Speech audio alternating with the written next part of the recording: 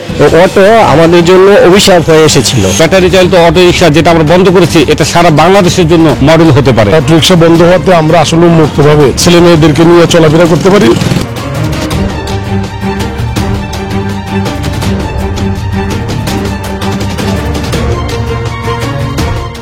রাজধানীর নিকুঞ্জ এলাকার স্থানীয় বাসিন্দাদের উদ্যোগে বন্ধ হয়েছে অটোরিকশা চলাচল।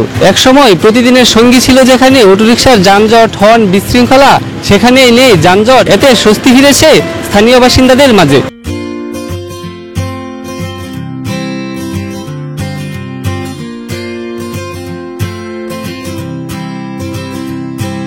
অটো রিক্সা বন্ধ হওয়াতে আমরা আসলে মুক্তভাবে ছেলে মেয়েদেরকে নিয়ে চলাফেরা করতে পারি। এমনকি বর্তমানে আমরা একলা ছেলে মেয়েদেরকে ছেড়ে দিতে পারি, কোনো অসুবিধা নাই, টেনশন নাই, টেনশন মুক্ত। আমরা চাই অটো রিক্সা বন্ধ হয়েছে সারা বাংলাদেশে যেন আগামীতে ধীরে ধীরে প্রত্যেকটা এলাকায় যেন অটো রিক্সা বন্ধ থাকে। আমরা যখন চলাফেরা করতাম অটো রিক্সা থাকা অবস্থা, তখন কিন্তু দৈনন্দিন আমাদের কিন্তু অ্যাক্সিডেন্টের শিকার হতে হতো। আমাদের ছেলে মেয়েরা, আমাদের বন্ধু বান্ধবরা, প্রতিবেশী যারা আছেন, আমরা অনেক কষ্টে ছিলাম।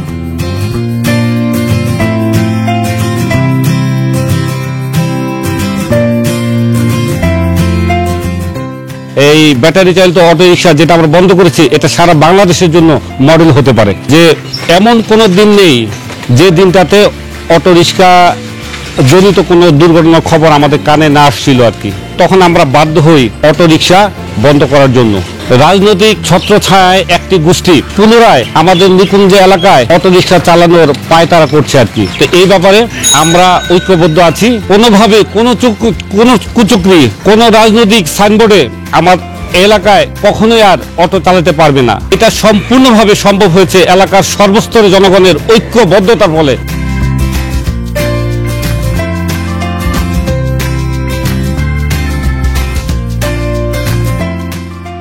আমরা এখন রিক্সা চালাই, খুব ধীরস্থ ভাবে না, আস্তে ধীরে চালাই, জানি অ্যাক্সিডেন্ট মেশিন না হয়। হ্যাঁ, অটো রিক্সাগুলো জোরে চালাই তো মানে কন্ট্রোল করে রাখতে পারে না, দেখে অ্যাক্সিডেন্ট মেশিন হয়। আমাদের ওভারটেকও যায়, আমাদের লাগা যায়, কারোর লাগা যায়, সিএনজি লাগা যায়।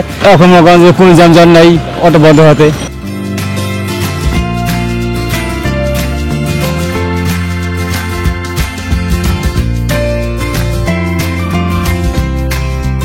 অটো আসলে অনেক ছোট ছোট বাচ্চারা অটো চালাতো, তারা আসলে অদক্ষ ছিল, নেশাগ্রস্ত ছিল।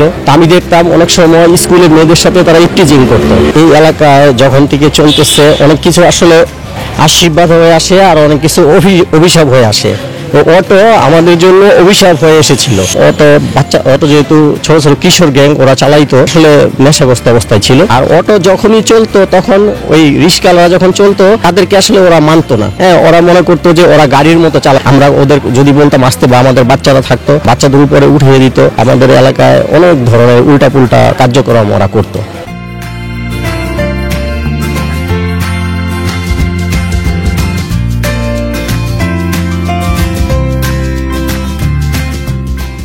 এই অটোরিকশার দুর্ঘটনার কারণে অনেককে, আমাদের পরিচিত অনেককে হাসপাতালে ভর্তি হতে হয়েছে।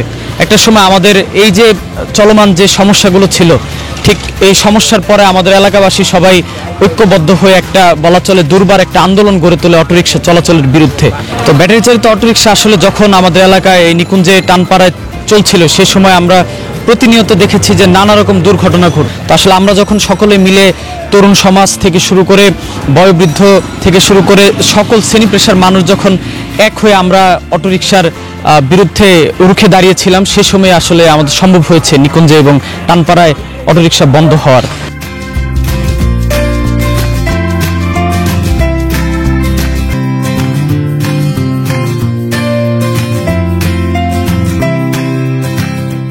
অটোরিকশাগুলি বেপরোয়াভাবে চলতো এলাকাতে। বেশিরভাগ ক্ষেত্রে দেখা যেত ওরা রিক্সা চালকগুলি ছিল অল্প বয়সী। ওরা প্রতিযোগিতা করত। বিশেষ করে একটা প্রাইভেট কার যাওয়ার সময় দেখা যেত যে ওই প্রাইভেট কার আগে যাওয়ার চেষ্টা করতো, ওভারটেক করে যাওয়ার কারণে প্রতিনিয়ত দুর্ঘটনা করত। আর পথচারীরা থাকতো একটা আতঙ্কের মধ্যে। প্রায় সময় দেখা যেত যে ওরা পথচারীর উপরে, পায়ের উপরে বা শরীরের উপরে উঠিয়ে দিচ্ছে।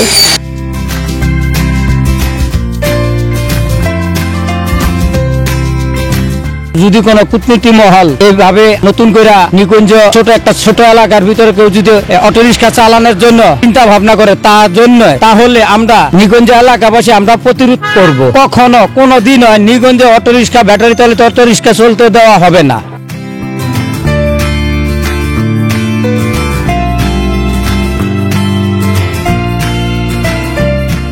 রাজধানীর অন্য এলাকাগুলোতে এমন উদ্যোগ নেওয়া গেলে দুর্ঘটনা এবং যানজট কমিয়ে ঢাকা শহরকে আরো সুশৃঙ্খল এবং বসবাসযোগ্য করে তোলা সম্ভব বলে মনে করেন স্থানীয় বাসিন্দারা এবং সংশ্লিষ্ট ব্যক্তিরা।